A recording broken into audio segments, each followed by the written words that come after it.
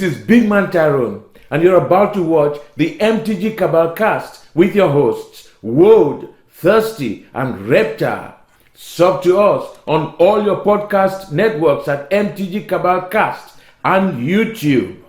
Alrighty, guys, welcome to the newest episode of the Cabal Cast with our annual Summer Doldrums episode. It's not intended to be annual, it's just the market changes periodically, so we revisit basically how we're operating during this summer lull when there's a lot of product coming out, not a whole lot of events, not super excited for the holiday season, and spending is just kind of down compared to other times of the year. So let's get started. So for me, I've held off on a lot of purchasing this summer outside of patching up modern stuff to actually play the format.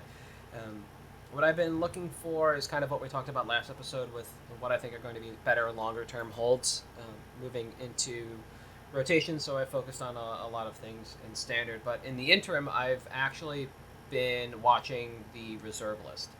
And not the entirety of it, just kind of a subsection of it. Yeah. Right now on the reserve list, there are a number of facets at play and a number of things happening, and one of them is that there's been a decent amount of stagnation and even a drop across prices of some of the quote-unquote high-profile, high-profile cards, and this just awkward, like, non-adjustment by vendors to price down or price up on a lot of this moving into the holidays, like we would normally see. Yeah. So I've just kind of been biding my time and waiting to pick up some odds and ends from the reserve list. I'm not looking at duels. I am looking at I'm not looking at power. I'm not looking at things like tabbies and bazaars, but I am looking at some of the other reserve list cards that are EDH playable. That's where I'm looking right now, because that's where I noticed this drop into just this right now plateau. Yeah. I think that's similar to me, is that I'm also operating in that unilateral staple section and trying to stay away from the high-end stuff. And honestly, the one difference I would say is duels. I am at least trying to pick up the low-end ones. UCs, Volks, Trops haven't really been moving for me as well as like your Taigas and Badlands and stuff like that.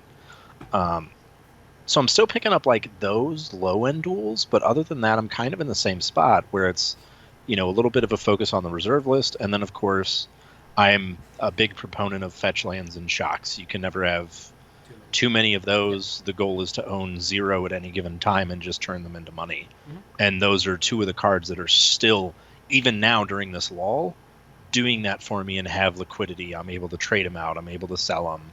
I'm able to turn them into other cards. Yeah, anybody paying attention to stocks over the last couple of weeks should have seen the original Onslaught fetches start popping again and returning back to what we saw like circa 2016 or 2017, where we had deltas reaching almost $100. Yeah, Legacy boom, the Star City Legacy boom. Yeah, it's basically like we never got the cons reprints. They just almost took some time to get there. Yeah. So I haven't really been picking up a lot locally. Aside from some of my LGSs, I've just been trying to really support them where possible and picking up specifically those cards that I was talking about.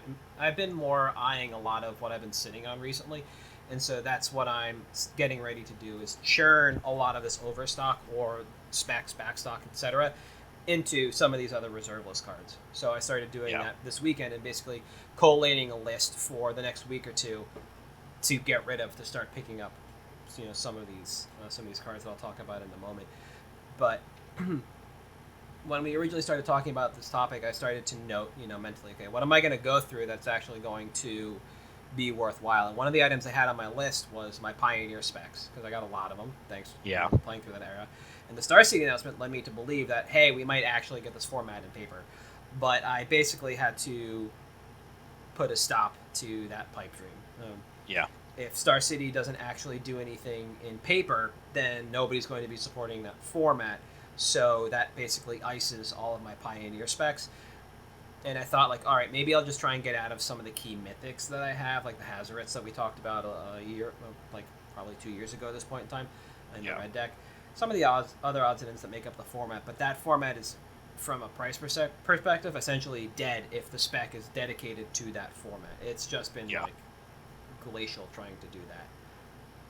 No, which is interesting because, like, you and I were both pretty high on Pioneer when it came out, thinking this is, an eternal non-rotating format that we're going to have is going to stick around. It's going to be great. It's modern light because modern's moving into the legacy role and Pioneer moves into that modern role. And that just has not been the case. No. And, harkens back to what we keep saying is that EDH is king, especially now. Yep. And Star City can say soon TM all they want to. That doesn't mean we're actually going to get anything in paper anytime soon TM. Yeah. I think the most important thing for me is that while Pioneer does make up a smaller portion of my specs overall, everything else has held well enough in my targets, which I've been interested in, have not been moving. They've basically been steady. And I'll take you through a couple now. So the first one I've been looking at is Grim Monolith. We saw it spike to about, 430, 450. Come Strixhaven, which was, April, the beginning of, that's Q2. And then into Q3, it's basically dropped, and now we're in the plateau. Yeah. That is one of the cards I'm looking at, because that is a key EDH card. And it's key in most cubes. It's like just barely not legacy playable. The mud deck is not quite real there, so it's not a vintage staple. It's not good enough. The other is similar in Mox Diamond. Yeah. Now, same thing. Strixhaven bump. That's basically been the ceiling on this card, bringing it to about 650, 700, depending on if you're looking at marketed average. It tanks, and now it holds. Right now at about 600. That's another card that's floated by EDH, C, and not cube aficionados, but at least this sees legacy play. True. And if you want to max out on Moxen, you still play land and vintage, right? So it's broadly applicable. And then the last one, which is also another EDH staple, and this graph's a little harder to see because of the spike in January, but it's revised Wheel of Fortunes. Yeah. So it spikes to like 2K, which is ridiculous. Obviously, it can't hold, and so we'll say the real price is from about 300 to 630, and it's slowly been on a downtrend, and now it's plateauing around 400. Picking up a couple of these, I'm very happy with turning my specs into, because these are cards that will eventually pick back up in time. There's no reason not to. These aren't oddball reserve list specs. I'm not looking to make incredible percentage gains on a card that costs single dollars or somewhere between 10 and 20. I want better returns on a higher priced card overall, and so that's where I'm looking to move now. A lot of these kinds of cards that have appeal, they are applicable to EDH constructed formats, maybe Cube, etc., make up the popular part of the reserve list, so they're kind of like tier 2-ish, depending on what you're looking at, maybe a little bit below that in the case of Grim Monolith. But these like staple reserve list cards that aren't things like Jizam, and noted because it's a face of the game in terms of the art, and it's incredibly playable in old school. Mono black is aggro, control, whatever you want to play. Shazam is still the card to go to there. I want to try and stay away from that, not because of the price, but because of the niche it's in, and look at these broader specs that have broader appeal. Yeah. So that's basically where I've been operating in the lull this entire time. And I think that's a good point to make, is that you're trying to leverage these specs, that we harp on every episode, into something that is more stable and has a better return and use of space. And I think that's something that a lot of people may not necessarily think of when they're looking at their specs. This is the time to do it. Yeah. We talk about how the market is cyclical. We talk about how there's a reserve list spike, then it tanks, and then we have a new floor set. And buying in on the floor is what you want to do. Well, right now, and it's funny because it's about this time every year, late spring, early fall, we hit this plateau with reserve list, and this is the time to start churning some of those specs into real reserve list cards. Yeah. If you want to be galaxy brain about it, turn your chaff reserve list into store credit during the spike, and then use that store credit during the plateau. Mm-hmm. But this is the time when it's like, okay, we're locking in our margins and we're locking in our buy price on these cards. And that's something that, unless you're a self-sufficient store. Like when you're backpacking, this is how you get your inventory churn on buy lists. Times like now, where all of a sudden Emberwild Caliph turns into 2 Mox Diamonds, or Grim Feast turns into an LED or something that, like, okay, here's where I spent $50 Yep. and got a Mox Diamond out of it. Why not? Seems pretty good. Absolutely. And a part of this is fed by the fact that large vendors just haven't repriced like you usually expect heading into the winter and the holiday season. This is where you usually start seeing price increases that go from, they start small and they'll increase into larger and larger amounts as we head into tax return season. Grim Monolith is being sold by Card Kingdom, an EX copy, for $341.99. If I jump on TCG Player right now, I can buy, all right, let me actually throw a filter on here. Let's say LP for $284, right? There's a $60 difference between the two, and it starts ticking up very quickly on TCG Player. It's not like Card Kingdom is that much more expensive than the open market, say in the neighborhood of 15 to 20%, which is like a decent margin scientifically speaking.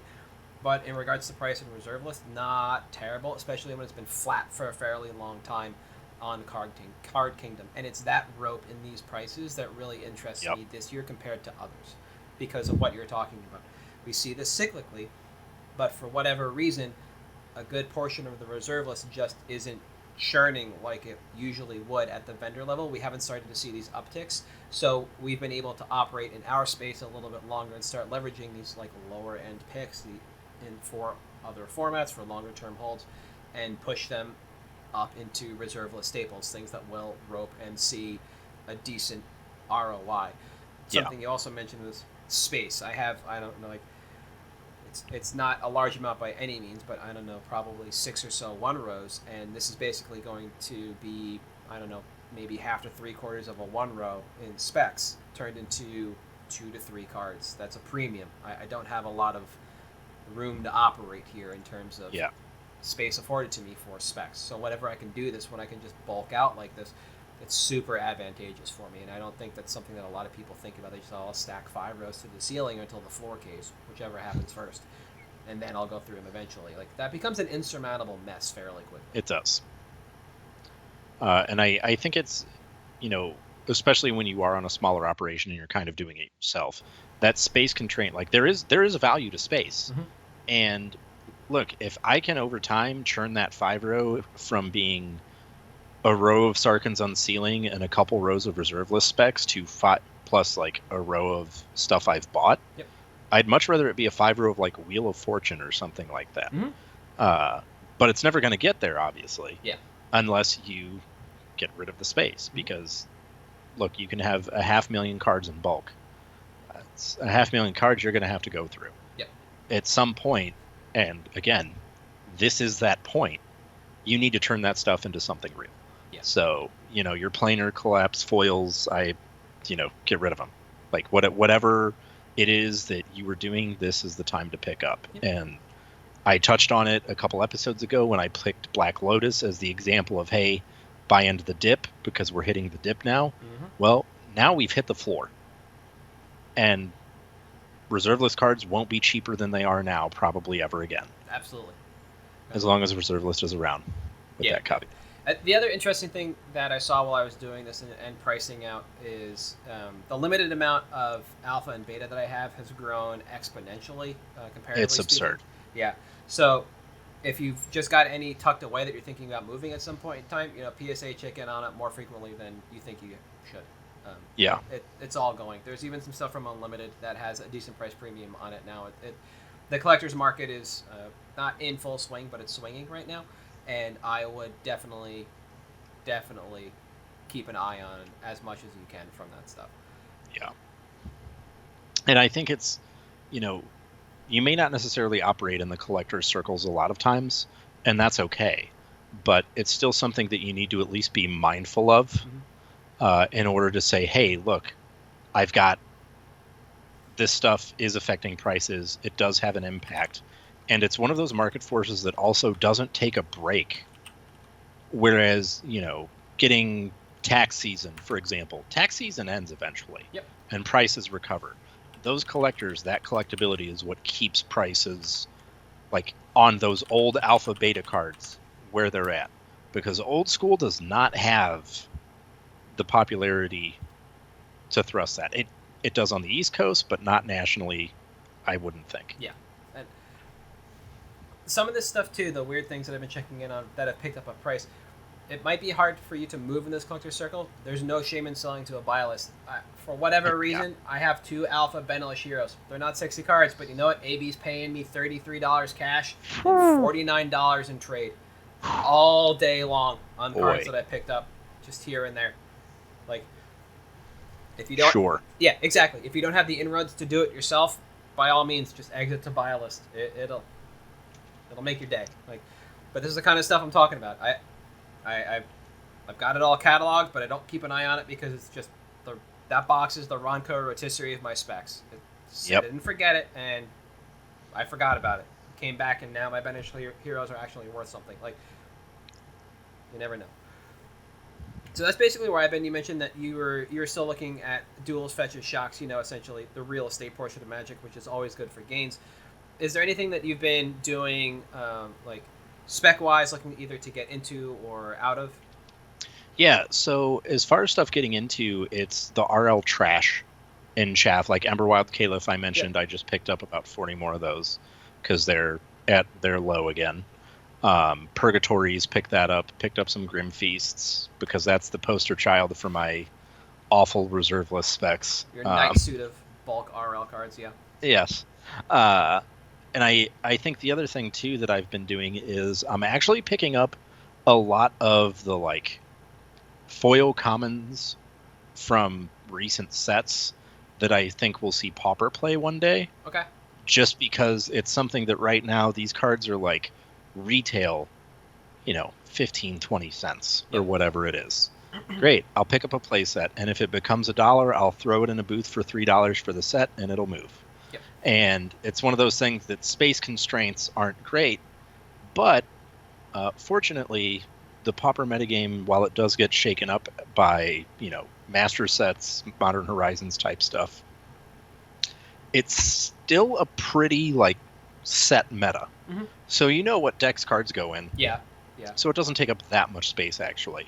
And that's one of those things that, this time of year, it's kind of like, well, I'm not, churning as much as I normally would right now, so I guess I'll take a break and just see what awful, crappy foils I can pick up. Mm-hmm. As far as unloading right now, a lot of my old star foils that I picked up, I've been unloading periodically over the last 6 months.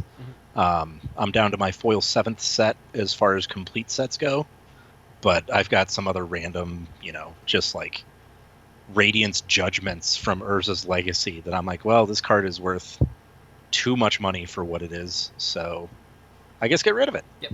Yeah. I like the idea of taking this time to deep dive because this is a good time for people who are operating within the lull to actually come up for air, which is an awkward and thing to say when I talk about a deep dive. From just churning throughout the year and trying to keep up, and actually being able to investigate a format properly and decide where they want to be for the next set, the next 3 months, the next year, and basically reevaluate their positions and take the time to do that and say, okay, this is where I'm going to focus. I need to churn X, Y, or Z, or I need to pick up A, B, and C, and we'll operate and move on from there. And I think that's really, for me, this time of year is essential because doing that kind of refreshes my joy for it. Mm-hmm. And getting into that minutia because burnout's real. You know it is. Oh, We've absolutely. covered it in an episode before, and this is one of those times where I'm like, all right, no, this is cool. This is fun. This isn't work. This is me enjoying it. And I think the lull is the perfect time to take advantage of that. Yeah. I think this might be the time, too, as well, where you've seen a lot of people make a move over to or incorporating more flesh and blood now that we have Channel Fireball coming out publicly on Twitter and talking about their event series for Flesh and Blood. I think that everything's just hashtag FAB, F-A-B. Yeah. Or moving into Pokemon. Apparently there's, I found this out today just by reading Twitter, there's a block style constructed format that you can play in Pokemon, so there's a lot of chatter around that, but finance is still real in regards to Pokemon. but it seems to be bookending the game. It's either a WotC era or whatever's in standard in their modern style or extended style format just doesn't get a lot of traction. Yeah. But I've seen people seemingly, taking the time to pivot there for additional opportunity, as both games are kind of in a boom cycle right now in terms of playability. For sure. Yeah. And I think it's, this is the time where not only do you see that on like the backpacker level, but like you said, you do see it on the bigger vendor level.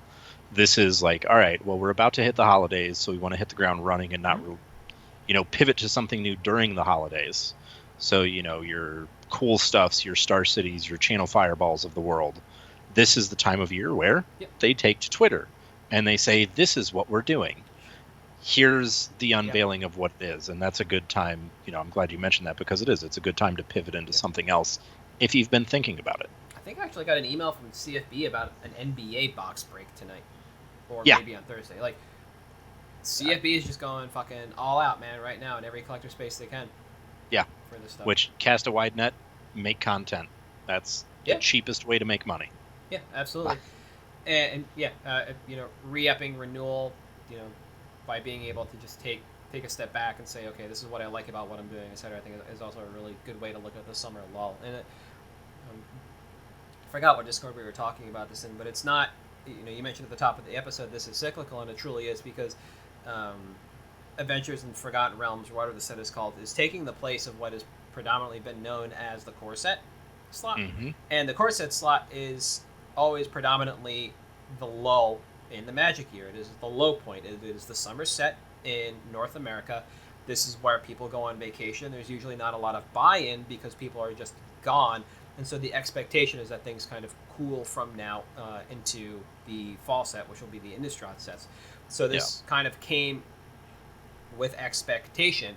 We just saw some more interesting things happen around it. The reserve list, the shift into other games for the first time in a while, despite what was going on last year. It seemed like people were interested in Pokemon Finance, which is good. That's great. A lot of people are in it. But this is the first time in a while I've seen people move into the tournament side of things, the competitive side of the game, instead of just finance. And so all in all, I think this is probably a unique like month and a half for people where they can take the time and say, okay, this is what I want to do, this is where I want to be. I also think it's worth mentioning that part of the lull is, I think people, especially, you mentioned AFR, especially now, are kind of just over it. We're literally in month 14 of spoiler season. Yep. Because AFR released like 2 weeks ago, and we just got our first Twilight 3 Electric Boogaloo spoilers. Mm-hmm. And like, come on, guys, you got to give us a break. We got to take a break. Yeah, and then a month after vampires, we get werewolves, or vice versa. I don't know what it is, but like the hits just keep coming. Yeah, and it's going to be difficult to kind of pick back up and get in. I had mentioned in my notes of trying to find like standard 2022 resources and possibly looking at some cards from within that, and then I just kind of immediately set that idea aside because the format as it exists right now is not what it'll be in a month, and I realized that pretty quickly when I started asking around to see if anybody had deck lists. They're like, it's entirely too fast. It's basically goblins, rogues, and like a shapeshifter style deck that was like skeletons or something like that on the back end. Yeah, and like you just couldn't play anything slower than an aggro deck, and I was like, all right, that's kind of cool, but that's like week one of a format, and then I remember that we were missing 2 sets. Like that. So I was like, oh, jog off, I'll deal with that later. There's not much I can really kind of figure out from here, especially if Faithless Haven, Book of the whatever Exalted Deeds does eventually get banned in Standard 22. That's just going to kind of, as it was, it threw the entire meta off, and so it's just kind of like, I don't know what's going to happen. I'll relax into this one.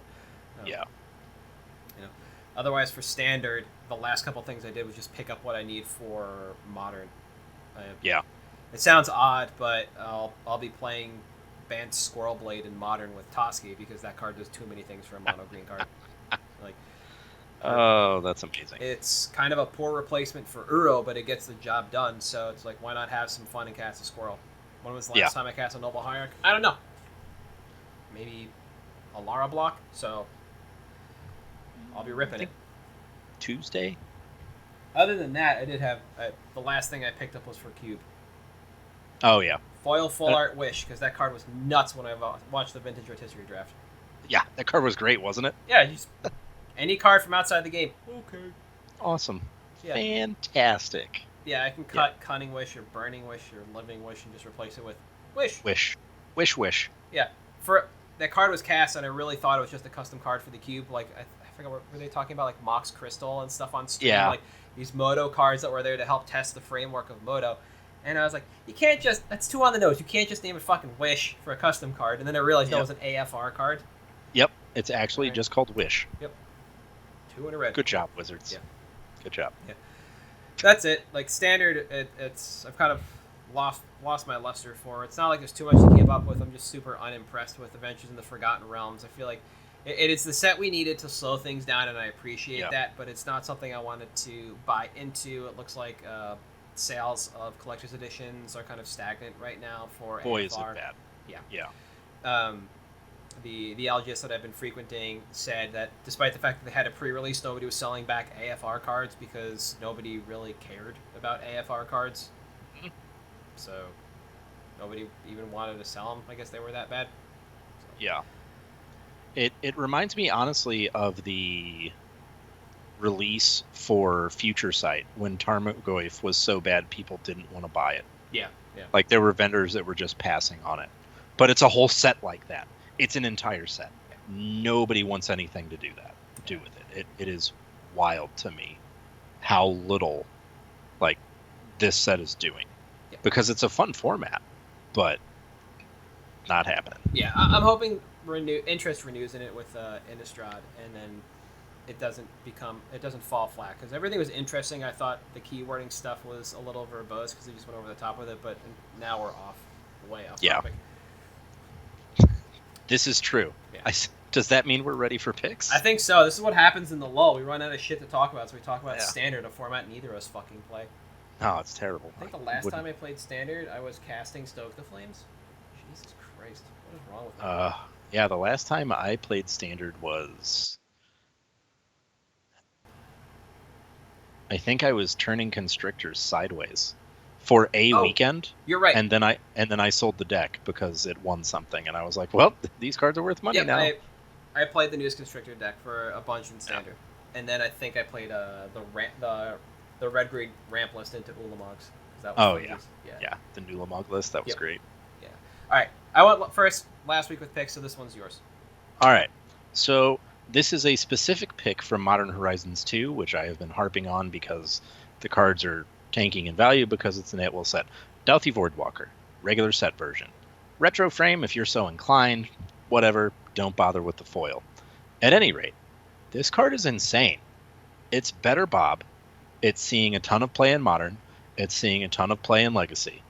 And eventually, MH2 is going to dry up. Yep. And when MH2 dries up, I would expect that this does something similar to like an Urza, for example, where all of a sudden you wake up and it's a $50 card that you need in multiple decks that goes as a 4 of. And I think that it is an engine, it is a win con, it just does everything. It generates insane card advantage.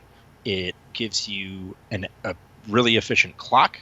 It just does everything you want.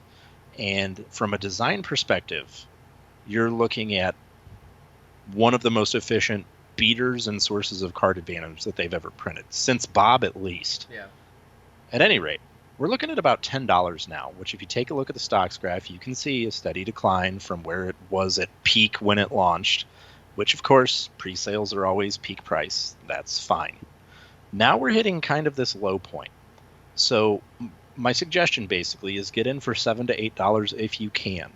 I wouldn't go super deep, probably no more than like 3 or 4 play sets, but I would expect that within probably 8 to 12 months, just if paper events continue to happen, if Grand Prix happen, which that secret Grand Prix in Jersey was a riot. Look it up if you haven't seen the pictures of the playmat. Oh, yeah. The more that organized play returns, and I don't mean Wizards' version of organized play. If we get a modern season announcement from Star City Games, this card explodes immediately as soon as that announcement is made. And without, like, assuming we get a normal schedule, you're looking at probably late spring to tax season when this card is going to take off. So that's what, about 7 months from now, 6-7 ish, months, yeah. which isn't very long. But at that point, I'd expect you see a similar to Urza explosion, where all of a sudden we go from 10 to 20 to 30 to 40 to 50. Wouldn't be a problem to buy less profitably at that point. You could almost even buy in now at $10 and still buy less profitably, and I would expect about 4 to 6 months. Just think it's a good card. No, it is. I thought this was a good card to begin with. I didn't think it was a $40 card, but I remember arguing fairly fervently with people at the pre-release on Friday night that they were undervaluing this card and what it does. And the only argument they could come up with was, yeah, well, it dies to Lightning Bolt. So does the entire fucking format. So does every card in Modern dies to Lightning Bolt. Shut the fuck up. That's not a good enough reason. Dies to Doomblade. It's bad. It's like, it gets path, it's whatever. Sure, then it did its job. You paid 2 mana to extract the best removal card from their hand, and then you play another one or another threat. Like, this is how the game works. Nothing lives forever. This isn't like, what is it, fucking Sandlot? Yeah. Heroes live forever, but legends never die. Like, Jesus Christ. Beautiful. Yeah, well, legends die. There's cards that literally kill legends specifically from Kamigawa block. Stop it. Yeah, you're not wrong. Man, this is a card I really like. I've personally just been waiting to start seeing results with the card before I moved in. That's really what I was waiting for. I didn't want to pick it up and not have a result set behind it. But it's not because I was specking on it. It's because I want to play it. I just don't want to, like... I'm trying to be really surgical with my Modern Horizons 2 pickups. I just don't want to own this glut of the format and then not have anything to do with it. So this has been something I've been waiting on. And I'm glad to see it start picking up again. Or not again, at all. And now it makes the pickup worthwhile. And I agree with everything you said. Bob Maher might take issue, but I'm here for it. Sorry, Bob. Love you. Yeah. My pick, I'm still sticking with my guns. Still sticking to EDH. I'm going with Perforos Bronze-Blooded. This is a card I've been watching for a while, but not the set version, not foil. I've been looking at the showcase. Just pure showcase, non-foil. And it's an interesting card. It's basically just the card Sneak Attack on your general or another creature in the 99. But I started watching this in May because I had a feeling that this was going to be kind of a long-term spec. Just to sit on my list and kind of rot. Then I just checked it on Friday and I was like, what is going on with this card? And it turns out that it's all happening below the surface. Everything going on with Perforos is below the surface, and I'll talk about it in a moment. So, why this card? Perforos, the Bronze-Blooded, is basically Sneak Attack deck. That's all it is. It's the strategy we're in for, and really nothing more. The variance in playability and what you're doing in terms of win con is up to the user. It's just a high throughput card, and that's what you're trying to do with your deck, right? So, when you take a look at the cards that kind of synergize with it on Rec, and we see what was newly printed, you're going to see, okay, we have 2 Chonkers in Triplicate Titan, Ruin Grinder. We have a handful of reprints of 5/5s, and the high synergy cards are all like Power 6 or greater, essentially. Disregard the dragon theme. That's kind of neither here nor there. That's just a nicety. But it basically, you see right there that this is the style of deck that can play casually, competitively, and anywhere in between, which is something I've been looking at in the last couple of weeks for my specs. I want to cast this really broad net. And this gives us a decent population of players to sell into because we aren't bound to any other tribe besides Chonkers.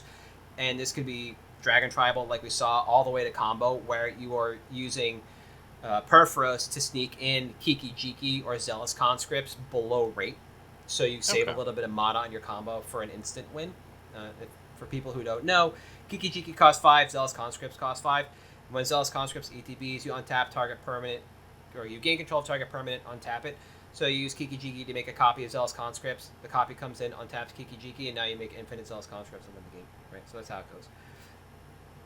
So the reason I decided to look at this card was because I was sitting there and I just thought, like, this has got to be something. There's something going on with this. There was, when I picked this originally back in May, it was on the incline. And I'll bring up the stocks graph again so you can see it. So, it had been on the incline all the way into May, and I was like, all right, what's going on with this card now?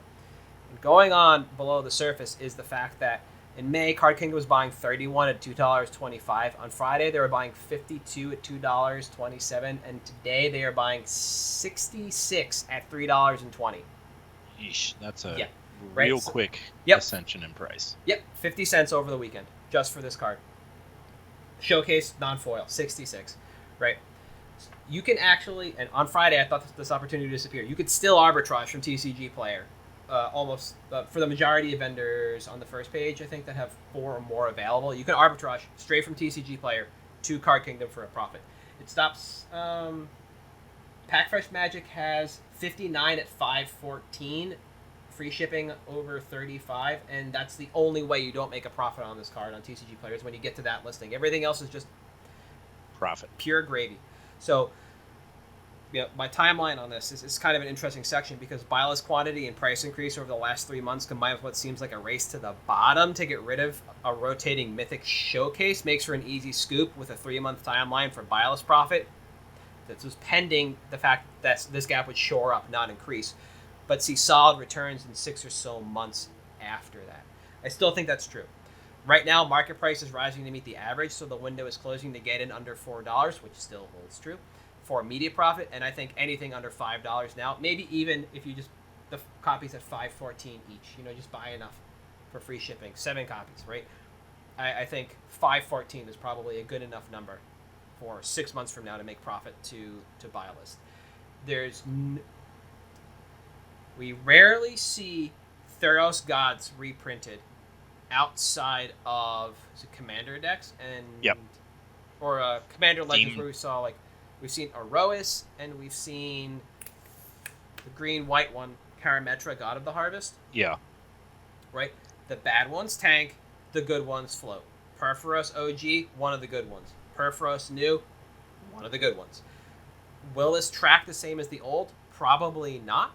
But the fact that this is Sneak Attack the General and it ends games quickly, it plays to so many people, makes this to me a very interesting and a very worthwhile spec. The other part that I found kind of interesting was that race to the bottom, like I mentioned. When I put this on my list in May, there were 202 unique prices, LP or better, for English with a market of 277. On Friday, there were 188 with a market of $3.18. Right now, it looks like there are... Is 209 the correct number?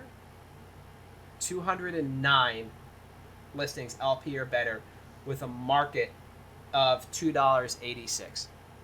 So, TCG Player, stock increasing, market price holding fairly firm. Still, actually it dropped, looking at this. Still cheaper than CK's buy list. So, what? Yep. And this is usually that's the kind of thing that happens and it's just gone as soon as it happens. Sorry to interrupt. Nope, that's exactly what I was going to say. And so this is not going to last that long. This is your opportunity to buy in once it hits $5. That's where I'd stop. If you're feeling brave, $6 is probably fine. And then you just sit on your hands while CK continues to sell out of their stock, raise the price on it, and then TCG Player comes tagging along, kicking and screaming to the end. For what it's worth, I don't think we're ever going to see the showcase stuff like this again. We got the not the Celestial. What is the... Because we got the secret lair with all the Constellation Gods. Yeah, that's what I was looking for. This one, this one's not here because it was the original Perforos, not the new one, right? It was the original 20 Gods? Yep, right? It was the original. So until we get something like that, I doubt we see this card get reprinted in anything more than maybe a Commander set, and even then, it's still not that much of a hindrance to the good gods. Iroas did come back eventually. Karametra is the only one that's really suffered because that god is kind of hot medium. So I think this is the last opportunity, I believe, to get in this card before it just takes off. I agree. I think it's a really solid pick. I think it does aggro and combo things. It checks all the EDH boxes, obviously. Just all around good, solid use of the space. Yeah. I think that it's worth mentioning that some of those gods that were reprinted in products that don't exist anymore. Like the, Cadell got reprinted in Cadell versus whatever, the blue-green Planeswalker. Not Cadell. Not Kiora. Kiora. Hyora got printed in a dual deck.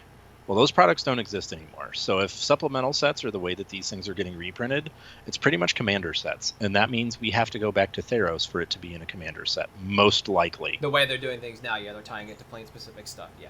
Yeah, so Okay. I don't think we're anywhere near a time where this would be reprinted outside of Secret Lair Constellation, which I wouldn't expect them to do so soon after the set releases. Yeah, and this is another one of those cards that I've brought up recently, which is it's reliant on creatures to be good, but creatures only keep getting better. Yep. So you just bank on that, because that's why Birthing Pod remains banned in Modern. They don't want to make worse creatures, so they just ban the problem. Problem, in quotes.